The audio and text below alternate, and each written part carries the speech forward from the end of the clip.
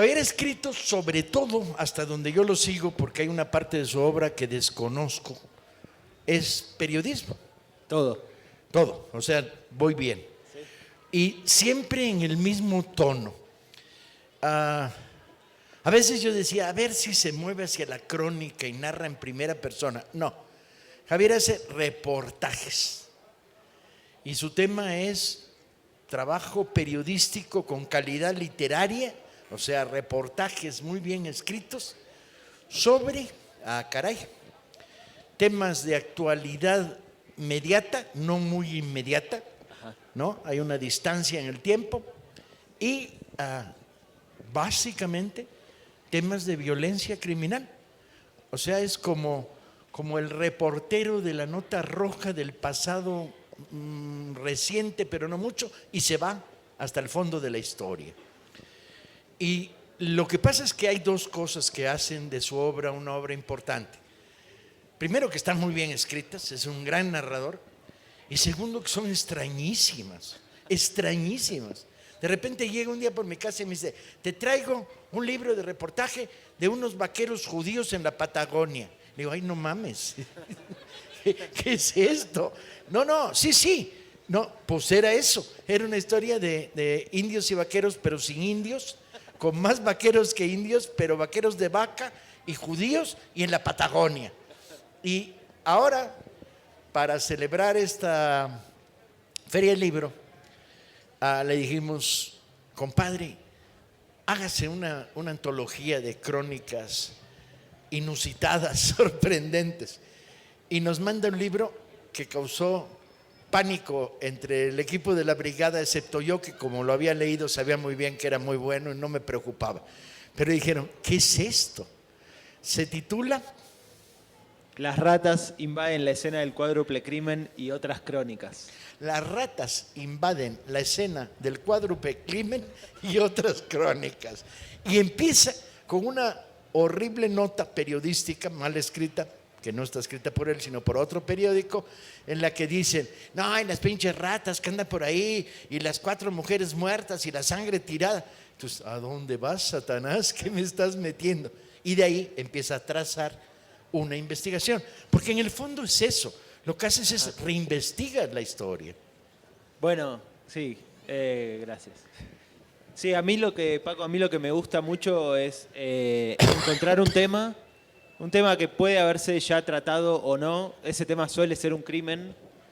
A mí me interesan mucho los crímenes y trato de alumbrar algunos lugares que no se han escrito en los diarios, ¿no? Porque siempre los diarios, cuando hay un caso policial, van a lo básico, le pegan, como decimos en Argentina, de puntina al medio, le pegan a la pelota fuerte así y directo, pero hay muchísimas cosas que rodean ese núcleo y que si uno las investiga y uno va, vuelve, insiste, con esas partes periféricas puede alumbrar el centro también y encontrar cosas nuevas. Sobre todo porque además, si algo tiene la crónica periodística, que es lo que me obligó a mí a ser novelista, es que es muy superficial y se olvida la historia. O sea, la toca, se va y nunca vuelve. Por eso hay que volver. Claro. Por eso hay que escribir o novela policíaca o reportajes históricos. E incluso no importa que pasen 100 años, porque no. el libro que vos lo sabés mucho mejor que yo, pero el libro que mencionabas de los vaqueros judíos es una investigación sobre 22 homicidios ocurridos hace 120 años en un lugar a 700 kilómetros de mi casa. Entonces yo decía, ¿qué voy a poder encontrar acá? O sea, ni los descendientes de esas familias... el método es manoteas con la izquierda y sostienes con la derecha. Ok. Ni los descendientes de las familias, ni los papeles, o sea, las crónicas periodísticas de la época o los papeles judiciales, nada de eso quedaba muy poco de eso. Y los que encuentras además no dicen nada. Claro. Entonces hay que sumar todo, hay que ir por los descendientes de los familiares de las víctimas, por los descendientes de los familiares de los asesinos, por los archivos judiciales, al menos para comprobar que ya no estaban, por los archivos periodísticos, por la memoria colectiva del lugar. O sea, todos los lugares tienen una historia que tengo se que va estar yo? relatando ¿Yo de ahí? generación en generación. Supongo que en esa también tiene sus leyendas y sus mitos que ustedes conocen de Sí, cosas bueno, que ocurrieron todo el mundo hace... sabe que aquí nació y creció el chupacabras. Luego se fue a Los Pinos y se llamó Carlos Salinas, pero todo el mundo sabe que es originario de Nesa, el chupacabras. Aquella compañera me está viendo gacho, era un chiste, compañero, no era una broma. Pero bueno, todo suma, entonces en la suma de todos esos relatos y de todos esos discursos y de toda esa gente con la que hablaste, algo nuevo tiene que haber ahí. Sí, pero no solo. Que nos corramos, dicen los técnicos. Dinos hasta dónde. ¿Hasta ahí? Ok.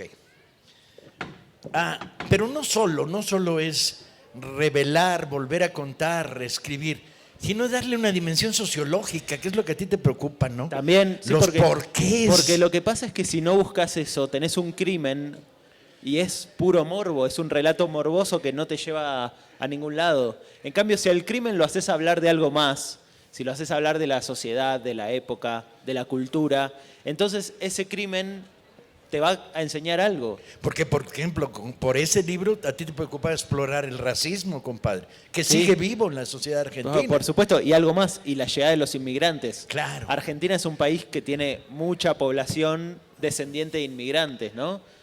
Entonces, ¿qué pasa cuando llega un inmigrante a un lugar que ya está ocupado por una persona local?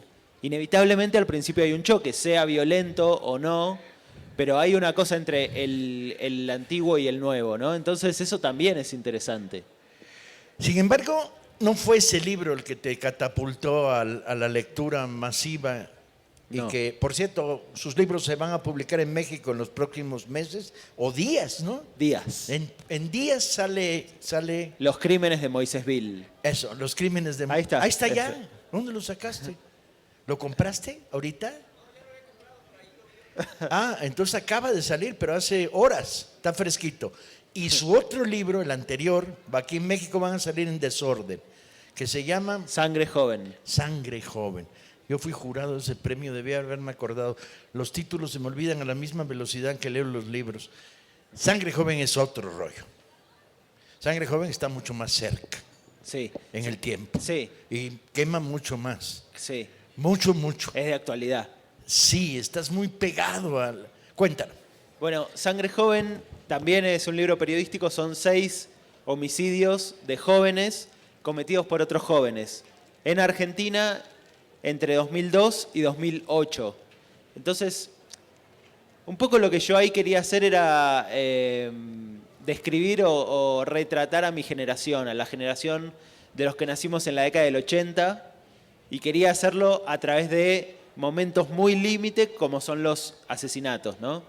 Entonces, una vez más, volviendo a lo que decía antes, cada uno de esos 6 asesinatos me servía para contar otra cosa. Por ejemplo, para contar un amor adolescente, la codicia de un chico que envidiaba a otro, un crimen muy conocido que hubo en la Argentina donde fue un chico a la escuela y barrió con su pistola toda el aula, al estilo de los casos de Estados Unidos, pero que en Argentina no es para nada común eso. Había otro caso que era el amor de 2 primos, un chico, uno de esos primos era del interior del país y el otro, la novia y prima, vivía en una ciudad grande, entonces el chico del interior llegaba a la ciudad y se quedaba como asfixiado por todo el movimiento que había en la ciudad y se refugiaba en el amor con su prima hasta que ella lo deja después de un año, va a buscar un novio a otro lado, ¿no? Adentro de su propia familia, y él, celoso, no puede tolerarlo. Entonces, matar es algo que obviamente no es patrimonio de la juventud, ¿no? Pero, ¿qué pasa cuando un joven mata? O sea, ¿qué habla? ¿Qué dice? Y en especial, ¿qué dice de esos jóvenes de 20 y pico en Argentina? O sea, el crimen servía para eso en ese trabajo, ¿no? Periodístico. Sí. Mi primera sorpresa es que, siendo politizado, de izquierda, sociológicamente involucrado, periodista activo, el pasado criminal de la Argentina está centrado, desde los ojos de todos, incluso de ustedes que son mucho más jóvenes, está sentado en los 30,000 desaparecidos Sí. y muertos. Y eso no lo has tocado. No lo toqué directamente, salvo en un trabajo biográfico que hice sobre un represor, el Tigre Acosta. Claro. El famoso, el jefe de la Escuela de Mecánica de la Armada, ¿no? Exacto. Uno de los responsables de la muerte de Rodolfo Walsh, que fue un periodista muy comprometido de la década del 70 en Argentina, asesinado por los militares, luego desaparecido. Solamente lo toqué en ese trabajo que es un perfil, una pequeña biografía de 40 páginas, pero con respecto a tu pregunta, sí creo que toda esa herencia está, o sea, la respiramos los argentinos, en especial cuando la policía entra en juego, ¿no? Porque la policía argentina es heredera de la policía de la dictadura, entonces son muchas de las prácticas que todavía conserva, vienen de esa época. En los barrios bajos, en especial cuando hostiga a los jóvenes de los barrios pobres, usa las mismas prácticas y tácticas que usaba para capturar y desaparecer a los militantes políticos de los 70. Entonces es inevitable que esté ahí, referir a eso también. Pero ¿y va a estar acá? O sea, ¿vas a entrar al tema? Sí. ¿Tarde que temprano? Sí, por supuesto. Mira, hay una historia... ¿Has estado entrenando para entrar al tema? Bueno, ya investigar al Tigre Acosta fue un entrenamiento, ¿no? Pero hay una historia que me apasiona, que la quiero escribir, que es la de Jorge Dubček. Jorge Dubček era un matón, un guardaespaldas de un líder sindical. Esta historia es en el año 75, o sea, un año antes del golpe de Estado más cruento de la Argentina, que es el de los 30.000 desaparecidos. Un año antes ya era todo un desmadre en Argentina y los militares ya tenían el poder, aunque no oficialmente. Y los sindicalistas eran también muy pesados y estaban armados y tenían como sus fuerzas de choque, ¿no? Dubček se atrevió a enfrentar a su patrón sindical. Entonces, ¿qué era? Sí, ¿Quién jugado, era? ¿no? Lorenzo Miguel. Ah, claro, la mafia, el líder charro de la por UOM. antonomasia argentino, de la Unión Metalúrgica. Sí, exacto. Entonces Lorenzo Miguel le mandó a sus otros culatas, a sus otros guardaespaldas, guaruras, pistoleros. Lo mataron a Dubček, lo descuartizaron y lo quemaron en la parrilla donde hacían asados en el edificio sindical. O sea, en la misma parrilla donde ellos se juntaban a comer fue donde incineraron a Dubček.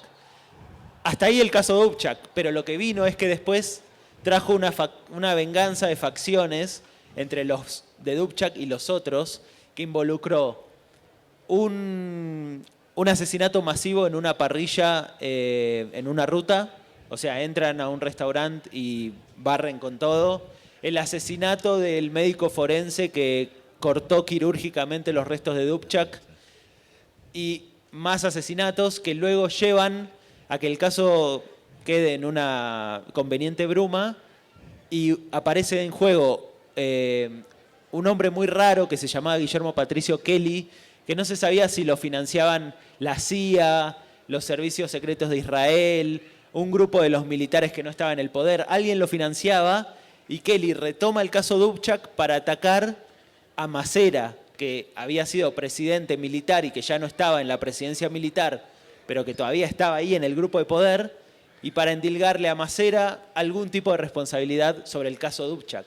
Entonces es todo un gran fresco de la época. Un gran fresco de época, ¿no? Muy oscuro, lleno de corrupción, lleno de sangre, que vengo pensando en narrar desde hace mucho tiempo y que todavía no lo hice. ¿Como novela o como reportaje? Como reportaje, pero... Uy, la tentación. ¿Notaron la tentación en su voz? Pero quiero que sea así como bien duro y bien con suspenso y estremecedor como es, ¿no? Porque yo hablé por teléfono con el único pariente que queda vivo de Dubček, no porque los hayan matado a todos, sino porque era una familia muy chica, y es su cuñado, o sea, era el esposo de la hermana. El tipo nunca me quiso recibir cara a cara, me hablaba por teléfono y me decía, mejor olvidar, todo eso ya pasó. Pero a ese tipo evidentemente lo tengo que ir a ver de nuevo y tengo que verlo cara a cara. No sé si lo sabes, pero tu paralelo en México es Eduardo Monteverde, Lo peor del horror. ¿Conoces a Eduardo? No. Te va a encantar, es tu primo hermano. Eduardo escribió un libro fascinante que se llama Lo peor del horror.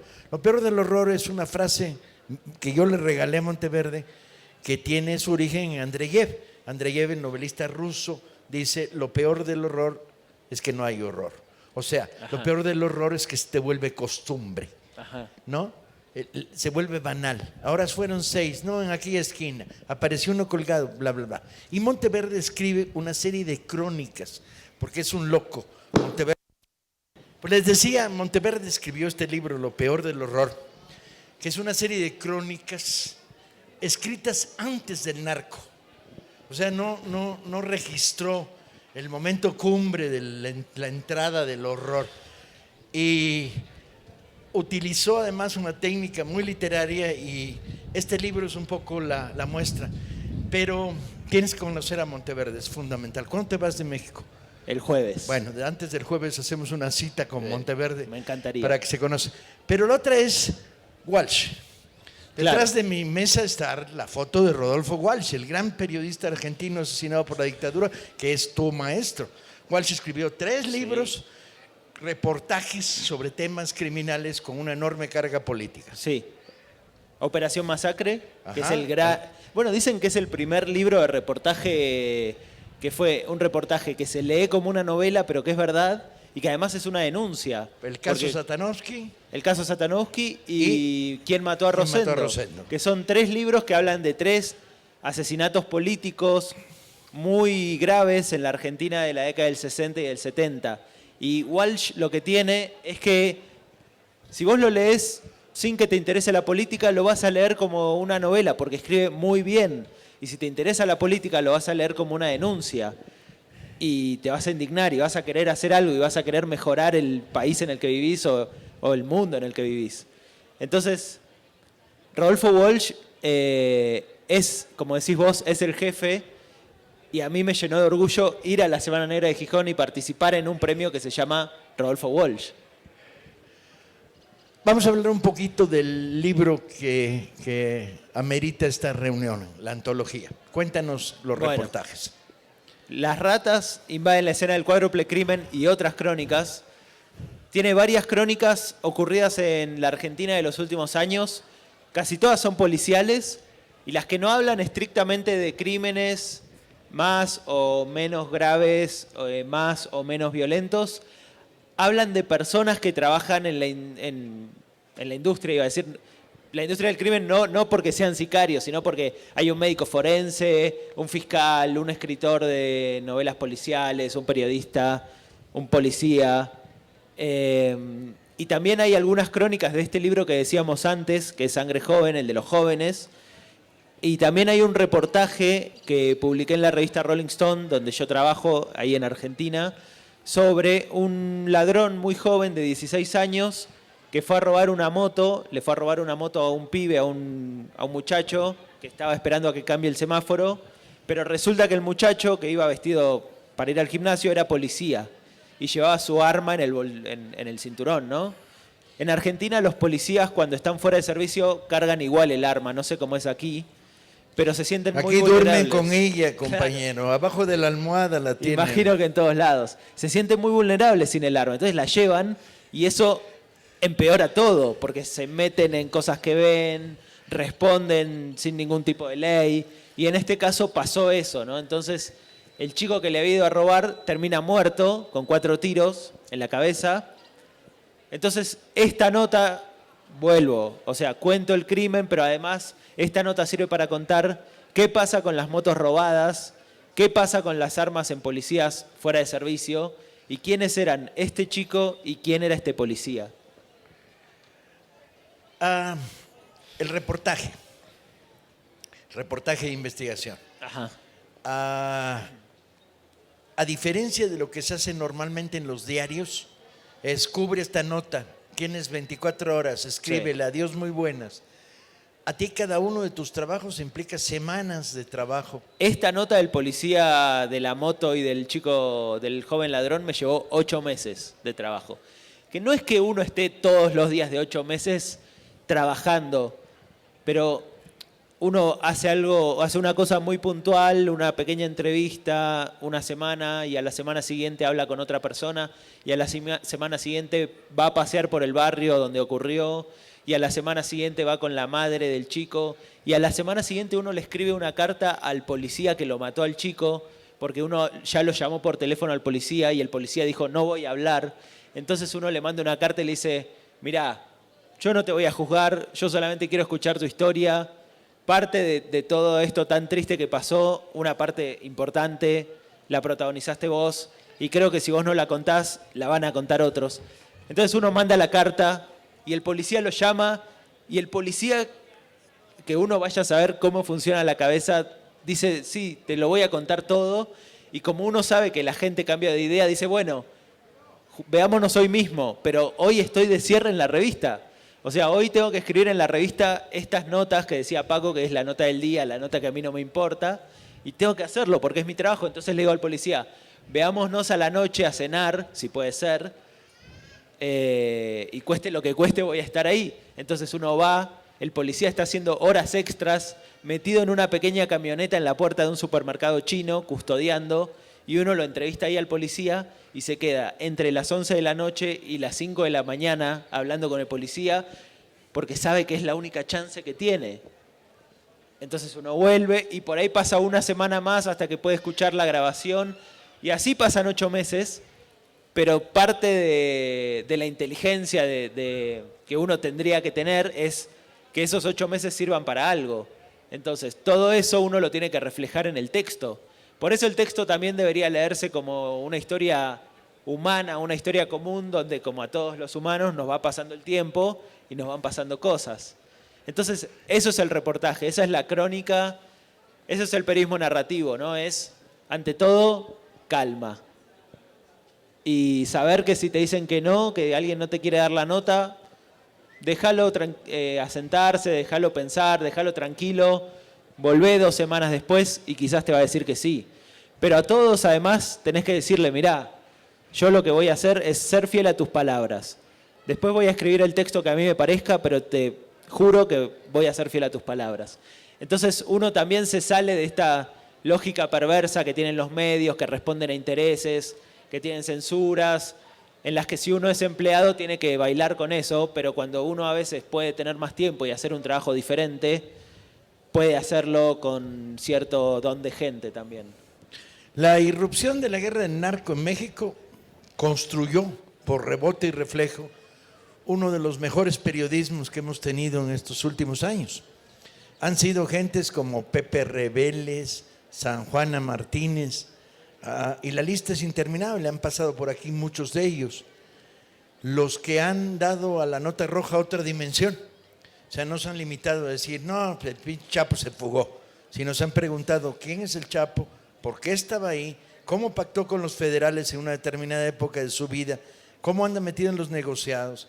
E incluso se han metido en historias muy divertidas, como por ejemplo el mito de que el Chapo no es que se haya escapado, es que como salía todos los días, un día salió tarde y no le quedó de otra que escaparse, ¿no?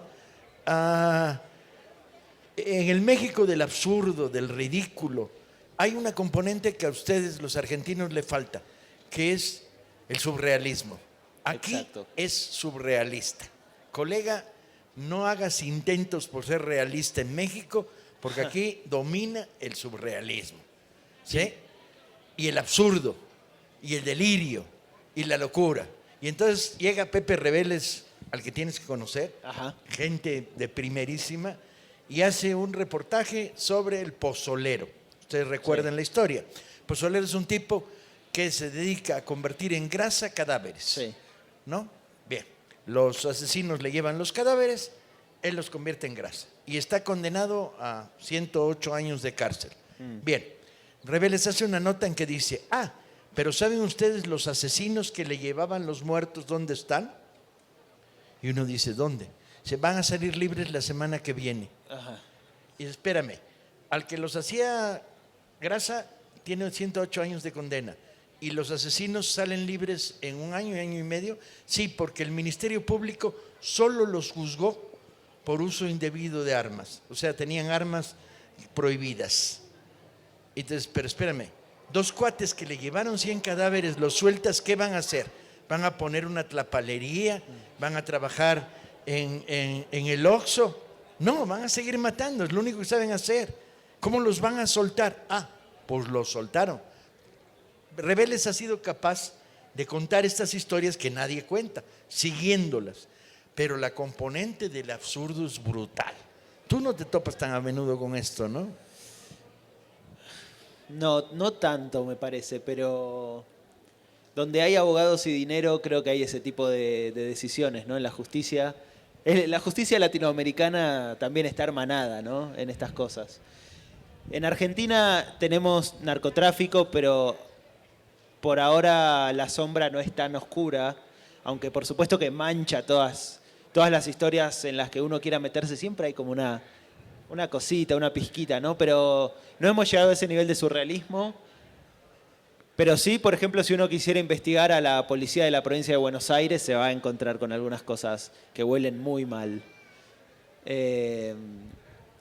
Por ejemplo, digo, en un nivel mucho más sencillo, esto de las ratas que invadían la escena del cuádruple crimen, los vecinos estaban locos porque se les estaba llenando la vecindad de ratas. El cuádruple crimen, que es un caso en el que apuñalan a 4 mujeres adentro de una casa, muy misterioso, porque nunca se sabe bien, nunca se supo bien quién fue. La casa permaneció cerrada 6 meses después con la faja de policía y adentro había, no solo estaban todas las manchas de sangre, sino que había comida, que había quedado papel, cartón, ropa, y se empezó a llenar de ratas. Y ni el fiscal, ni la policía, nadie respondía por eso, ¿no? Entonces, considerémoslo un surrealismo a la bonaerense. Sí, light. Sí. Comparado con el mexicano, light. Sí. Sí, no, aquí es potente. Como por ejemplo, el descubrimiento de que la directora de una cárcel dejaba salir a los sicarios a las 5 siempre y cuando regresaran a las 12 para dormir en la cárcel. O como por ejemplo la directora de otra cárcel en México, y estoy hablando de cosas públicas conocidas de los últimos años. La directora de otra cárcel se vestía de licra y torturaba a los presos. Conozco el caso. ¿Eh? Ese caso trascendió. Está potente. Sí. O como por ejemplo, si queremos ir un poco más allá, tienes un presidente borracho y pendejo que decreta una guerra contra el narco con los servicios de información penetrados por el narco, la policía y el ejército corrompidos, el sistema judicial desmadrado, el tráfico de armas en la frontera gringa abierto, de tal manera que los narcos compraban misiles Sting baratos, no caros. Y este güey decreta una guerra contra el narco para tapar un fraude electoral. No, compañeros, Mamó el güey. sí, está fuerte. Tengo un amigo, Paco, para hablar de nuestros dos países, tengo un amigo que vino acá que le gusta muchísimo México, como suele pasarnos a los argentinos, y dijo, México es tan salvaje para bien y para mal, que México es muerte y es vida. Y yo le dije, ¿y Argentina? Argentina es aburrida, Argentina es muerte en vida. A mí me gusta mucho Argentina, pero algo hay de eso.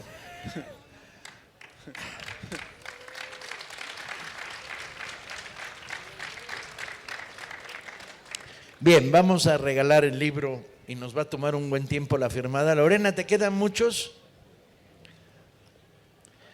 ¿Te enseñamos a firmar rápido? Yo te enseño a firmar rápido. Vamos a regalar el libro de Sergio. ¿Te los traes, Marina? Perdón, vamos a regalar el libro de Javier. Lo confundo con su tío, que es un novelista policíaco argentino, amigo mío, o que fue amigo mío hace muchos años, ya ni sé si seguiremos siendo amigos. Le mando saludos de tu parte. Le mando saludos de mi parte. Vamos a regalar el libro de Javier y agradecerle enormemente que haya venido a acompañarnos a esta feria del libro y a este estilo, y un poco para que ustedes puedan establecer un paralelismo entre el horror a la Argentina, el horror a la mexicana, sobre todo la voluntad literaria, porque al fin y al cabo estás haciendo literatura. Sin duda. Para mí es un gusto venir acá, me encanta el ambiente que se respira acá, me encantan los libros, me encanta que esto esté lleno, les agradezco muchísimo y voy a ver si puedo pasear un poco por Nesa antes de irme. Gracias. Distribuimos. Están pasando una tabla para que firmen, sí. El que no firme no le va a tocar libro. ¿Alguien se puede traer los libros? Ahí viene, échenle una mano, no sean machistas. Ahí vienen, ahí vienen. No se levanten.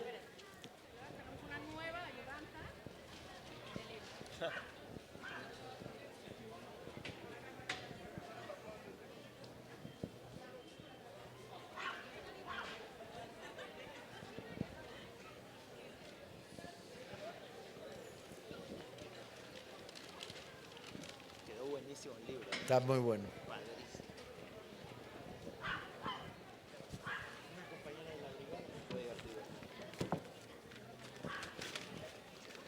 Las cajas de libros. Danos uno a Zenaya.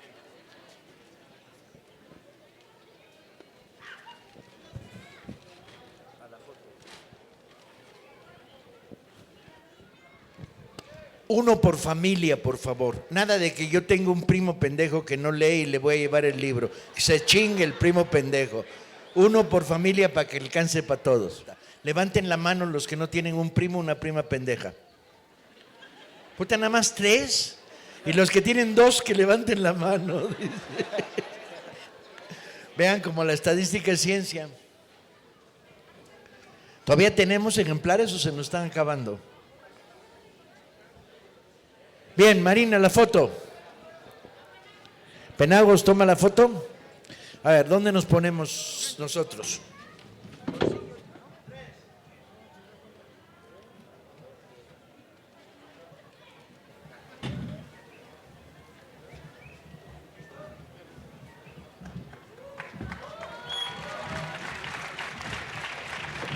Y luego dicen las estadísticas gubernamentales que en México nadie lee. No, el que no lee es el pendejo de Peña Nieto. Los mexicanos sí leemos, se ve bien clarito cuando levantamos el libro. Muchas gracias. Esto es la feria de Ciudad de Nezahualcóyotl y Sinay va a estar firmando en esa mesa. Invito a que pasen por aquí lentamente. Pedro Salmerón, que ya está con nosotros, el historiador y amigo.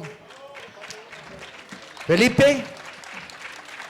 Ahí está Felipe. Y Jesús Vargas, que andaba por algún lado. Eso.